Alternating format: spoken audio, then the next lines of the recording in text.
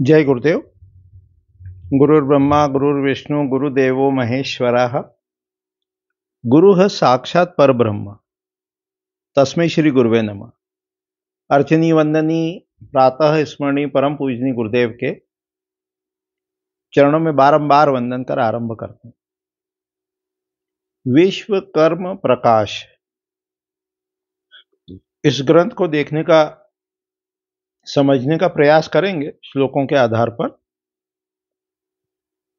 विश्वकर्मा जी द्वारा रचित ग्रंथ है ये माना जाता है, और वास्तु के जो आचार्य हुए हैं उनमें विश्वकर्मा जी पर प्रमुख रूप से माने जाते हैं, जाने जाते हैं, देवताओं के शिल्पी कहे जाते हैं। और उनके द्वारा जो रचित ग्रंथ है उसमें विश्वकर्म प्रकाश और विश्वकर्म वास्तुशास्त्र ये दो मुख्य रूप से हैं। इस ग्रंथ में 14 अध्याय हैं, 1374 श्लोक हैं।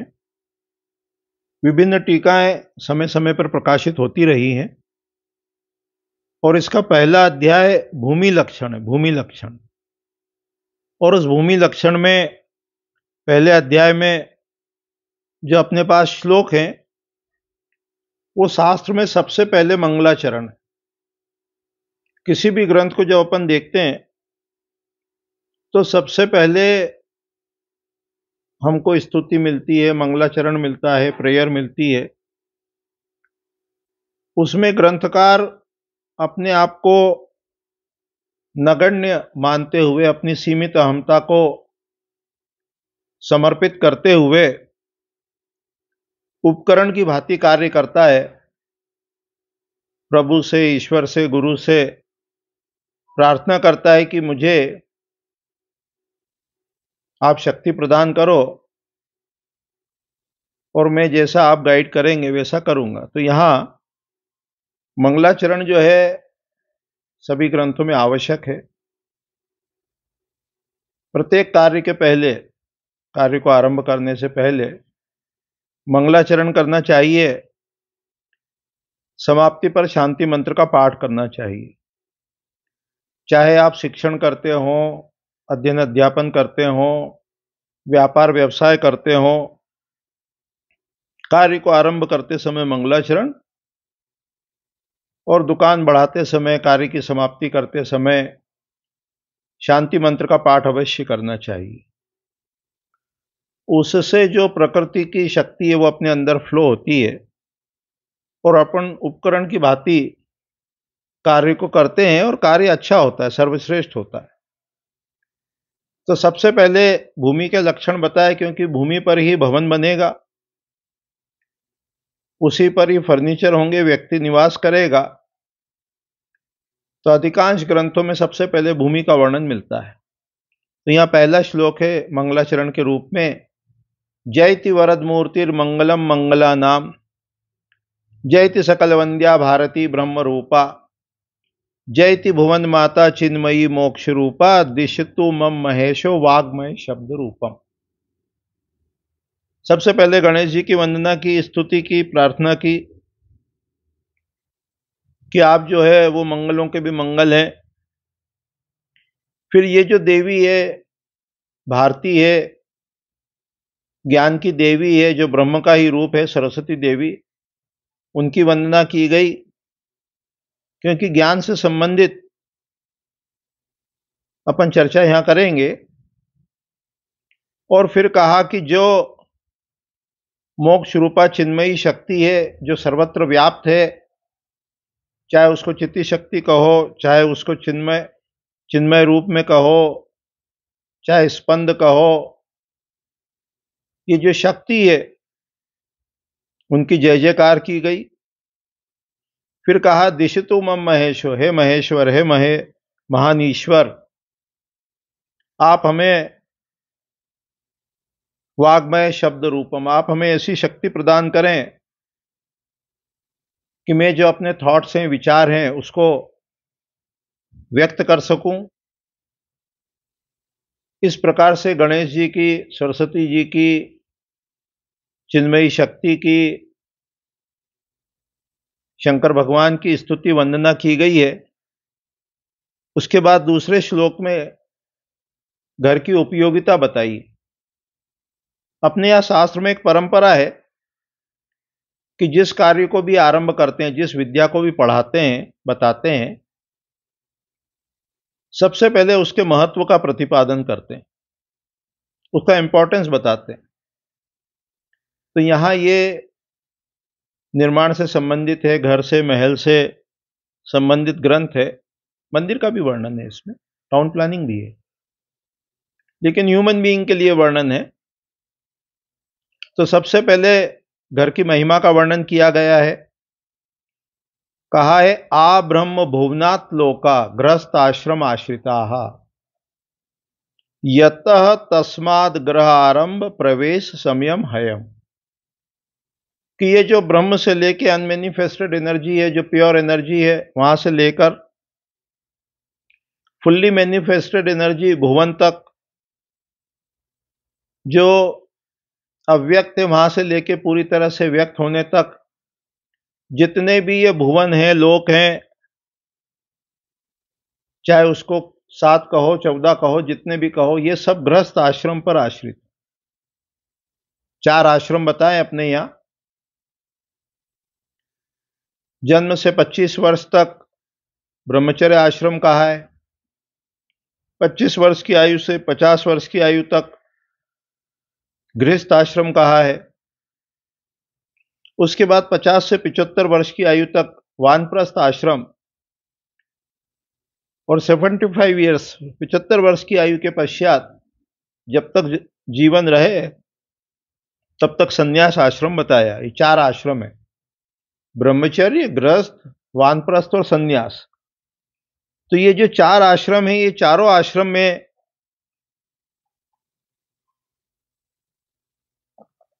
गृहस्थ आश्रम जो है वो सबसे महत्वपूर्ण है। वो जो ब्रह्मचर्य आश्रम है, ब्रह्मचारी है, वो भी गृहस्थ पर आश्रित है। वानप्रस्थी और संन्यास के लिए भी गृहस्थ से भिक्षा है, जीवन यापन की सामग्री इत्यादि प्राप्त होती है। सीनियर पर्सन जो है उसकी देखभाल भी ये गृहस्थ वाला व्यक्ति ही करता है। तो कहा तीनों जो आश्रम हैं, अन्य आश्रम, वे सबके सब गृहस्थ आश्रम आश्रिता। ये गृहस्थ आश्रम पर निर्भर है। इसलिए गृह आरंभ कब करना, गृह प्रवेश कब करना, उसके समय को अब बताते हैं, अब कहते हैं। तो सबसे पहले इसमें घर की उपयोगिता बताई, फिर शास्त्र की परंपरा बताते हैं कि जिस परंपरा से आप जुड़ने जा रहे हो वो कितनी गौरवशाली परंपरा है, कितनी ये महत्वपूर्ण परंपरा है, और उसके अब आप सदस्य बनोगे, उसके वाहक बनोगे, तो आपका जो दिनचर्या है, उठना बैठना, व्यवहार करना, वो उस लीनेज कह लो, परंपरा कह लो, उसके अनुरूप होना चाहिए। क्योंकि एक महान परंपरा से अब आप जुड़ने जा रहे हैं, उसको फॉलो करने जा रहे हैं, उसके सदस्य बनने जा रहे हैं। तो कहा प्रवक्ष्यामि। अब ये पाठ भेद मिलता, कथयामि। ये अलग अलग जो पांडुलिपियां होती हैं, प्रतियां होती हैं, उसमें कुछ भेद भी कई बार प्राप्त होता है। तो प्रवक्ष्यामि मुनि श्रेष्ठ सुनृष्वेकाग्र मानसः यदुक्तम शंभुना पूर्वम वास्तु शास्त्रम पुरातनम पराशर प्राय व्रधताय व्रधत प्राह च विश्वकर्मणे स विश्वकर्म जगताम हिताय प्रोवाच्य शास्त्रम बहुभेद युक्तम। कह रहे हैं कि देखो, प्रवक्ष्यामि कहते हैं, मुनि श्रेष्ठ हैं, मुनियों में श्रेष्ठ, मनन करने वालों में श्रेष्ठ। जो मनन करता है, चिंतन करता है, उसको मुनि कहते हैं। तो कहते हैं कि हे मुनियों में श्रेष्ठ, श्रृणुष्व, सुनो इसको, एकाग्र मानस, एकाग्र चित्त होके सुनो, बिखरे हुए चित्त से मत सुनो। क्योंकि बिखरा हुआ यदि चित्त होगा, मन होगा, तो उसमें ये ज्ञान अच्छे से नहीं उतर पाएगा, बैठ पाएगा। जैसे वो अल्पिन होती है, वो एकाग्र होती है, सामने जो है टिप उसकी जो है वो पॉइंटेड होती है, तो कागज में पेनिट्रेट कर पाती है, पेपर में, कागज में। तो ऐसी जब ये बुद्धि जो है, मन जो है एकाग्र होगा, शृणुष्य एकाग्र मानसा, एकाग्र चित्त होके सुनो, तो जब ये चित्त एकाग्र होगा, मन एक ही जगह टिका हुआ होगा, तभी ये शास्त्र आपको स्पष्ट होगा। यदुक्तम शंभुना पूर्वम, ये पहले भगवान शंभु ने, शंकर ने कहा है। वास्तु शास्त्रम पुरातनम, ये पुराना जो वास्तु शास्त्र है, प्राचीन ये जो वास्तु शास्त्र है, ये शंभु की परंपरा, विश्वकर्मा प्रकाश जो ग्रंथ है, विश्वकर्म प्रकाश जो ग्रंथ है, ये शंभु की परंपरा का ग्रंथ है, तंत्र का ग्रंथ है, आगम का ग्रंथ है। फिर कहा पराशर को कहा, शंभु ने कहा, पराशर जी ने फिर वृहदत्त को कहा, फिर वृहदत्त ने विश्वकर्मा जी को कहा। और अब जगत के हित के लिए, जगताम हिताय, जगत के हित के लिए शास्त्र का उद्देश्य एकदम स्पष्ट है। जब आपका उद्देश्य लोगों का कल्याण करना हो, जगत का हित करना हो, तो प्रकृति की सारी शक्तियां आपको सहयोग प्रदान करती। तो विश्वकर्मा जी जगत के हित के लिए प्रोवाच्य शास्त्रम बहुभेद युक्तम, ये जो शास्त्र है ये बहुत सारे भेदों से भरा हुआ है, इसलिए एकाग्रचित्त होकर सुनो। तो ये परंपरा मिली, भगवान शंकर से आरंभ हुई, फिर पराशर जी ने वृहदत्त जी को कहा, फिर उन्होंने विश्वकर्मा जी को कहा, और विश्वकर्मा जी अब उसका वर्णन करते हैं जगत के हित के लिए, वो आपको कहते हैं। ये बहुत सारे भेदों से महासमुद्र है, ये वास्तुशास्त्र जो है ये महासमुद्र है, बहुत सारे भेदों से भरा हुआ है। तो कुशल स्थपति अपनी प्रज्ञा के सहारे इसको पार कर सकता है। इसलिए सम्रांगण सूत्रधार ग्रंथ में कहा है कि जो स्थपति होता है, वास्तुशास्त्री होता है, उसके 4 लक्षण बताए, शास्त्र, कर्म, प्रज्ञा और शील। और कहा विशेष प्रकार की एक जो प्रज्ञा होती है, आगे देखेंगे विषय में, उस प्रज्ञा के सहारे स्थपति इसको पार कर सकता है, शास्त्र को। फिर आगे कहा विश्वकर्मा वाच, विश्वकर्मा जी कहते हैं, वास्तु शास्त्रम प्रवक्ष्यामि लोका नाम हित कामय, दोहराते हैं, कहते हैं कि देखो लोगों के भले के लिए अब मैं वास्तु शास्त्र का वर्णन करता हूं। फिर सबसे पहले वास्तु पुरुष की उत्पत्ति का वर्णन अपने को प्राप्त होता है शास्त्र में, विश्वकर्म प्रकाश ग्रंथ में।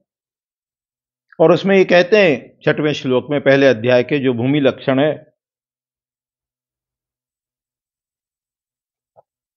उसमें कहते हैं पुरा त्रेता युगे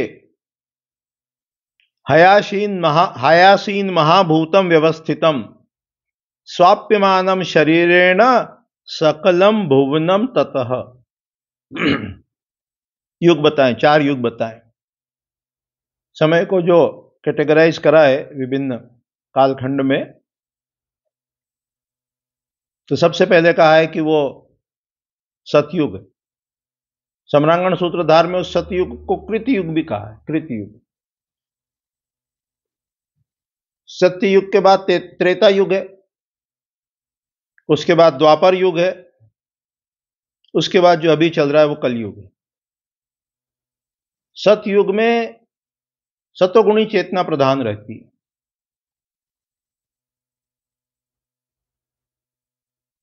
त्रेता युग में धीरे धीरे वो रजोगुण प्रधान होने लगती है। गुण जो है वो 3 होते हैं, सतोगुण, रजोगुण और तमोगुण। मन की स्थिति है एक तरह से। तमोगुण में जब निद्रा हो, लापरवाही हो, आलस्य हो, कर्तव्य विमुखता हो, काम करने में मन न लगता हो, आलसी हो, तो कहते हैं तमोगुण प्रधान है। उस समय किसी लोभ के वशीभूत होकर कार्य करता हो, कामनाएं हो, उस समय कहते हैं रजोगुण प्रधान। और मन में जब पवित्रता हो, पवित्रता से वर्क होता हो, तो कहते हैं सतोगुण प्रधान। उपाय भी देखते हैं साथ में। जब व्यक्ति तमोगुणी हो, बच्चा तमोगुणी है, आलस है, निद्रा है, लापरवाही है, स्टडी नहीं करता है, पढ़ता नहीं है, कार्य नहीं करता है, तो तमोगुण का कांटा जो चुभा होता है, जैसे कांटा चुभता है ना पैर में, तो उसको दूसरे कांटे से निकालते हैं। तो तमोगुण का कांटा लगा हुआ हो तो उसको प्रलोभन देते हैं, उसको लोभ देते हैं, लालच देते हैं कि उठ, पढ़ाई करेगा तो तुझे ये प्रतिफल के रूप में रुपया, पैसा, मिठाई इत्यादि मिलेगी। तो तमोगुण हो तो उसका कांटा निकलता है रजोगुण से। रजोगुण हो, व्यक्ति पूरा का पूरा स्वार्थ के वशीभूत होकर कार्य करता हो, तो कहते हैं थोड़ा दान करना चाहिए, पुण्य करना चाहिए, सात्विक वृत्ति रखना चाहिए। तो रजोगुण का कांटा निकलता है सत्वगुण से, और सत्वगुण भी है तो गुण ही। तो भगवान कहते हैं निष्क्रिय गुण भव अर्जुन, निष्काम कर्म कर। तो वो जो निष्काम कर्म की स्थिति है, उसमें ये गुण, उनका फल वो नहीं चिपकता है, नहीं लगता है। निश्चय गुण भव अर्जुन, निष्काम कर्म। तो यहां कहते हैं कि जो सतयुग था उस समय चेतना जो थी वो सत्व गुण प्रधान थी, तब वास्तु पुरुष की उत्पत्ति नहीं हुई।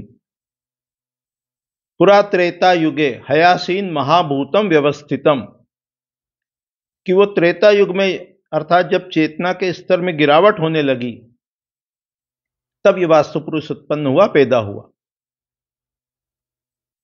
तो वास्तु रिमेडीज भी इसमें से निकलेगी कि अपनी चेतना का स्तर यदि हम उठा लें, सत्व गुण प्रधान होने लग जाएं, तो वास्तु के दोष नहीं लगेंगे, ज्योतिष के दोष नहीं लगेंगे। सम्रांगण सूत्रधार ग्रंथ का जो 6वां अध्याय है, सहदेवाधिकार कथा, उसमें बताया है इसी वास्तु पुरुष की उत्पत्ति को दूसरे तरीके से बताया है। उसमें बताया है कि पहले कल्प वृक्ष था, देवता और मनुष्य साथ साथ रहते थे, पूर्ण चंद्र था, चंद्रमा की कलाएं घटती बढ़ती नहीं थी, एक ही वर्ण था ब्राह्मण, एक ही ऋतु थी वसंत, और मनुष्य देवताओं के साथ रहते थे और उड़कर स्वर्ग भी चले, उनके साथ स्वर्ग भी चले जाते थे। क्यों? कि संकल्प शक्ति वो इतनी स्ट्रांग थी। क्यों? कि चेतना जो है वो गुणातीत थी। फिर जैसे जैसे जैसे जैसे चेतना के स्तर में गिरावट हुई, वो कल्प वृक्ष लुप्त हो गई। पूरी स्टोरी है, पूरा चैप्टर है। तात्पर्य यही है कि जब तक चेतना का स्तर नहीं गिरेगा, वास्तु संबंधी, ज्योतिष संबंधी दोष नहीं लगते। तो यहां कथानक के, कहानी के माध्यम से वास्तु पुरुष की उत्पत्ति बताई कि पहले त्रेता युग में एक महाभूत उपस्थित हुआ और उसने अपने शरीर से संपूर्ण भुवन को आच्छादित कर दिया, ढक दिया। तम दृष्ट्वा विस्मयम देवा, ऐसा सब देखकर देवता बड़े आश्चर्य को प्राप्त हुए। गताम सा इंद्र भयाव्रता, फिर वो अपने जो लीडर था, देवताओं के जो लीडर हैं, इंद्र यानी इंद्रियों का स्वामी, यानी मन। इंद्र जो है वो मन है। फिर वो भय से, माया से आवृत हो गए, तो इंद्र के साथ में गए आगे। ततस्ते भयमा पन्ना ब्रह्मणाम शरणम ययु, ब्रह्मा जी की शरण में गए। यह एक और हिंट अपने को मिलती है कि जब कभी कोई समस्या खड़ी हो, तो जो अपना लीडर है, मुखिया है, उसके साथ में जो श्रेष्ठ पुरुष है उनकी शरण में जाओ, उनसे पूछो कि भाई क्या रास्ता है इसका। इसीलिए जब टाउन प्लानिंग पढ़ेंगे मयमत ग्रंथ में, मानसार ग्रंथ में, तो उसमें अपने को यह वर्णन मिलेगा कि जो ब्राह्मण के लिए कुछ भूमि दान कर दे, 1/20वां हिस्सा, ऐसा कुछ बताया है कि जो लर्नेड पर्सन है वो हमेशा होना चाहिए विलेज में, टाउन में, कि विपत्ति के समय क्या करना, तो वो मार्गदर्शन देंगे। अभी थोड़ी सी हंसी मजाक की बात भी हो जाएगी। वो पुरानी जो स्टोरीज वगैरह पढ़ते हैं ना, पुरानी कहानियां जो बच्चों को सुनाते थे, तो उसमें बताते थे कि शादी में किसी सीनियर पर्सन को, बूढ़े व्यक्ति को, वृद्ध को बूढ़ा कहते हैं, बुढ़ऊ भी बोलते हैं, तो वो लेके जाना साथ में। क्यों? कि कोई ऐसी अचानक अप्रिय स्थिति बन जाए तो उसका सॉल्यूशन वो बताएंगे, जो वृद्ध है, सीनियर है, वो बताएंगे। तो यहाँ कह रहे हैं कि वो ब्रह्म की शरण में गए। ब्रह्म वैसे अनमैनिफेस्टेड एनर्जी है, और यहाँ अपन ब्रह्मा यानी सृजन के देवता समझ रहे हैं। और उनसे कहा, भूत भावन भूतेश महद भयम उपस्थितम, कि हे भूतों को पैदा करने वाले, उत्पन्न करने वाले, ये जो वास्तु पुरुष पैदा हो गया, अभी नाम नहीं मिला उसको, और ये जो देवता भयभीत हुए, तो उनसे कहा, ब्रह्मा जी से कहा कि हे लोक पितामह, ये बड़ा भय उपस्थित हो गया। क्व स्यायामा क्व गच्छामो वयम लोक पितामह, हम कहाँ जाएं, किधर जाएं, हमको बताओ आप। वो जो देवता थे भयभीत होकर इंद्र के साथ ब्रह्मा जी की शरण में गए और उनसे पूछा कि भाई ये जो भूत उत्पन्न हो गया है, सब भुवनों को ढक दिया है, आच्छादित कर दिया है, व्याप्त हो गया है सब जगह, ये अर्थात इसका जो क्षेत्र है वास्तु का, वो पूरा पूरा ब्रह्मांड, अणुरणियान महतो महियान, एक एटम से लेके, अणु से लेके, सारा जो बड़े से बड़ा जो कुछ हो सकता है वो सब वास्तु का क्षेत्र है, उसके अंतर्गत ही आता है। क्योंकि ब्रह्मांड की सभी चीजें एक दूसरे को प्रभावित करती है। सूर्य पे कुछ हुआ है तो उसका असर पृथ्वी पे भी आता है, ग्रहों में, नक्षत्रों में कुछ होता है तो उसका असर भी पृथ्वी पर आता है, मानव जीवन प्रभावित होता है। तो कहा कि अणुरणियान महतो महियान, ये जो महत भय, ये जो बड़ा भय उपस्थित हुआ है, तो अब हम कहाँ जाएं, किधर जाएं। देवता ऐसा कहते हैं ब्रह्मा जी को। अब ब्रह्मा जी क्या कहते हैं? ब्रह्मा जी कहते हैं, मां कुर्वन्तु भयम देवा विग्रहते तन्हाबलम, मां भय कुर्वो देवा विग्रहेत महाबलम, निपातद्यो मुखम भूमो निर्विशंका भविष्यत, कि उसको ऐसा करो, सब लोग मिलकर पकड़ लो, और पकड़कर उस महाबली को भूमि के ऊपर गिरा दो अधोमुख करके, और उससे बैठ जाओ। वास्तु पुरुष जो अभी नाम नहीं दिया, पर वो जो महाभूत व्यवस्थित हुआ, उपस्थित हुआ, सब लोग मिलकर उसको पकड़ो, पृथ्वी पे उसको गिरा दो, उसके ऊपर सबके सब बैठ जाओ, अधोमुख करके गिरा दो उसको। ततस्ते क्रोध संतप्ते गृहीत्वा तम महाबलम, उस महाबली को देवताओं ने पकड़ लिया। विनिक्षिप्त अधोवक्रम, और उसको नीचे मुख करके गिरा दिया। स्थिता तत्रैव ते सुरा, और वो जो देवता थे वो उसके ऊपर बैठ गए। सुरा शब्द आया है देवता के लिए, सुर, सुर और असुर, सुर और असुर। सुर का शब्द का अर्थ होता है रिदम, लय, ताल। ये जितना भी वैदिक वांग्मय है ना, इसकी एक विशेषता है, जो संज्ञा है वही विशेषण है, जो नाउन है वही एडजेक्टिव है। सुर यानी रिदम, सुर यानी लय, सुर यानी ताल। तो जो भी चीज प्रकृति के साथ रिदम में है, लय में है, ताल में है, उसको सुर कहा, उसको देवता कहा। और जो उससे थोड़ी बिखर गई है, बिगड़ गई है, सुर में नहीं है, उसको असुर कहा, दैत्य कहा, दानव कहा। तो कहा, तमेव वास्तु पुरुषम ब्रह्मा संसृजत प्रभु, कि उस वास्तु पुरुष की उत्पत्ति जो है वो ब्रह्मा जी ने की। कब की? कृष्ण पक्षे तृतीयायाम मासी भाद्रपदे तथा, कि कृष्ण पक्ष की जो तृतीय तिथि थी, तीसरी तिथि थी, और भाद्रपद मास था, उसको रचा, बनाया वास्तु पुरुष को ब्रह्मा जी ने। अभी ये मास और नक्षत्र अभी देखेंगे, वार भी देखेंगे। पहले इसको थोड़ा सा कर दें, वास्तु पुरुष की उत्पत्ति को पूरा। शनिवारे भवे जन्म, शनिवार को उसका जन्म हुआ। नक्षत्रे कृतिका सूच, कृतिका नक्षत्र में जन्म हुआ। 27 नक्षत्र होते हैं, आगे देखेंगे, समझेंगे। वार 7 होते हैं। शनिवार को उसका जन्म हुआ, भाद्रपद मास में हुआ, कृष्ण पक्ष में हुआ, तृतीया तिथि को हुआ। योगः तस्य व्यतिपातः कर्णसृष्टि संज्ञकम। योग जो है वो व्यतिपात था और करण जो था वो विष्टिकरण था। पंचांग के 5 अंग अपन देखेंगे इसको कुछ समय पश्चात कि पंचांग के 5 अंग कौन से हैं, तिथि कौन सा है, वार क्या है, नक्षत्र क्या है, योग क्या है, इसको वास्तु पुरुष की उत्पत्ति के पश्चात नेक्स्ट क्लास में देखेंगे। अभी उत्पत्ति पूरी कर लेते। भद्रांतरे भवे जन्म कुलिके तु तथैव च। भद्रा के मृत्यु में उसका जन्म हुआ, कुलिक योग में जन्म हुआ। क्रोशमानम महाशब्दम ब्रह्मणाम समपद्यत, कि वो बड़ा शब्द करता हुआ वो वास्तु पुरुष जब देवता उसके ऊपर बैठ गए तो बड़ा शब्द करता हुआ वो ब्रह्मा जी के पास पूछा और उनने कहा कि भाई देखो ऐसा है कि ये तो गड़बड़ वाली बात है।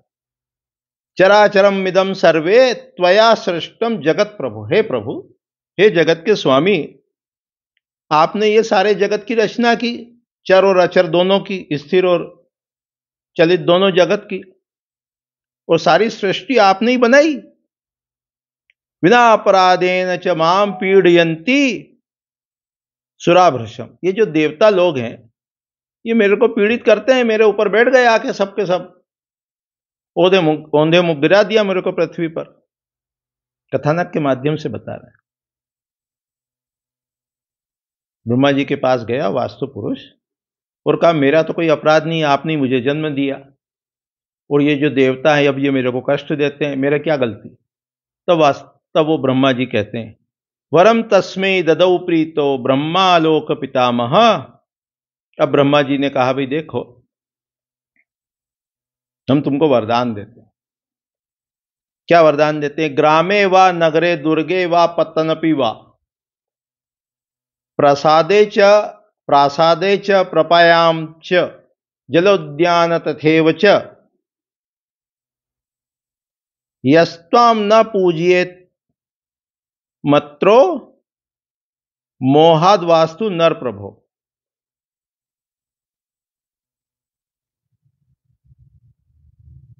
कहा यस्त्वाम न पूजिएत मृत्यु और मोहाद वास्तु नर प्रभो, कि हे वास्तु पुरुष, जब कोई व्यक्ति नया निर्माण कार्य करे, ग्रामे वा नगरे, ग्राम बनाए, नगर बनाए, दुर्ग बनाए, पत्तन बंदरगाह बनाए, महल बनाए, प्रपया जलाशय बनाए, जलोद्यान बनाए, कोई भी नवीन निर्माण का कार्य आरंभ करे, और हे वास्तु पुरुष यदि कोई तुझे न पूजे मोह के वशीभूत होके, ये जो मोह है ना ये सारे फसाद की जड़ है।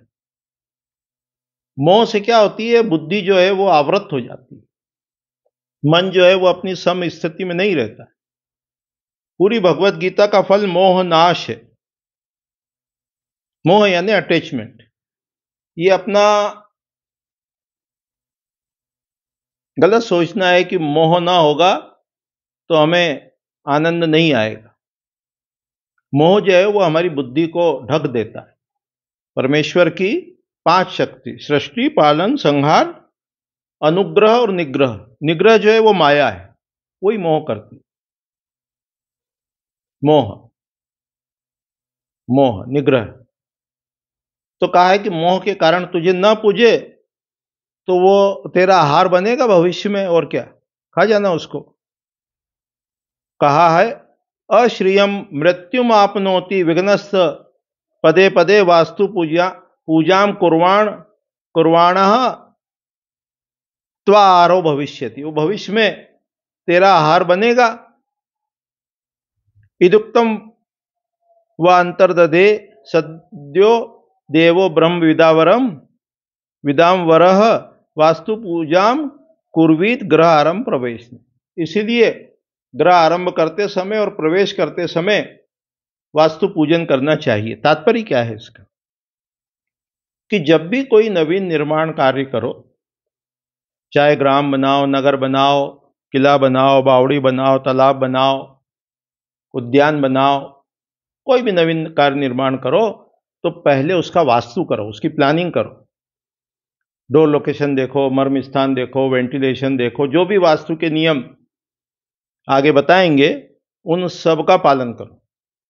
तो क्या होगा, उससे प्रकृति की पोषणकारी शक्तियां प्राप्त होंगी और जो भी कार्य हम करना चाहेंगे उसमें प्रकृति का सहयोग मिलेगा। और न करो तो का विघ्न विघ्न जो है, बाधा जो है, वो बार बार कदम कदम पर आएगी। विघ्नः तस्य पदे पदे। और क्या होगा, मृत्यु मापनोति, मृत्यु को प्राप्त होगा। तो इसीलिए जब कोई निर्माण कार्य करना हो, आरंभ करना हो, गृह आरंभ करना हो, गृह प्रवेश करना हो, तो वास्तु के अनुरूप करना चाहिए। उसमें नाड़ी है, उसमें शिरा है, उसमें वंश है, उसमें मर्म है, उनका ध्यान रखो। और बीच बीच में जब ग्रंथ पढ़ेंगे आप, तो उसमें अनेक अवसर बताएं जब वास्तु को चेक करो, दिशाएं चेक करो। 14 अवसर बताएं अन्य जो ग्रंथ हैं मंदिर निर्माण से संबंधित, उसमें 14 अवसर पर वास्तु पूजन का विधान दिया है। गृह आरंभ के समय, चौखट लगाते समय, प्रवेश के समय, ये तो मुख्य रूप से घर के लिए का। मंदिर आदि के निर्माण में विभिन्न अवसर पर बार बार ये चेक करो कि जो निर्माण कार्य हो रहा है वास्तु के अनुरूप हो रहा है कि नहीं हो रहा है। तो आज की इकाई में, आज के पाठ में लगभग अपन ने 17 श्लोक देखे। उसमें सबसे पहले अपन ने मंगलाचरण किया, फिर वास्तु पुरुष की उत्पत्ति, उसको देखने का, परंपरा को देखा, ग्रह का उद्देश्य देखा, ग्रंथ का उद्देश्य देखा, और उसके पश्चात वास्तु पुरुष की उत्पत्ति देखी कि पुरा त्रेता युगे से 6वें श्लोक से 17वें श्लोक तक कि विभिन्न अवसर पर वो वास्तु पूजन करना चाहिए। अभी इतने कह के वाणी को विराम देते हैं। आगामी पाठ में सबसे पहले ये जो 5 अंग बताए ना कि शनिवार को वो हुआ तो वार कितने होते हैं, नक्षत्र कितने होते हैं, योग कितने होते हैं, करण कितने होते हैं, इन पर विचार करेंगे, फिर उसके आगे चलेंगे। तो उद्देश्य यही है कि पूरा विश्वकर्म प्रकाश ग्रंथ, कम से कम अभी एक अध्याय तो अपन ले लेंगे, फिर विराम लेके फिर दूसरा ले लेंगे। ऐसे पूरे विश्वकर्म प्रकाश ग्रंथ को अपन देखने का, समझने का प्रयास करेंगे। इतना ही कह के अभी वाणी को विराम देते हैं। जय गुरुदेव, जय गुरुदेव।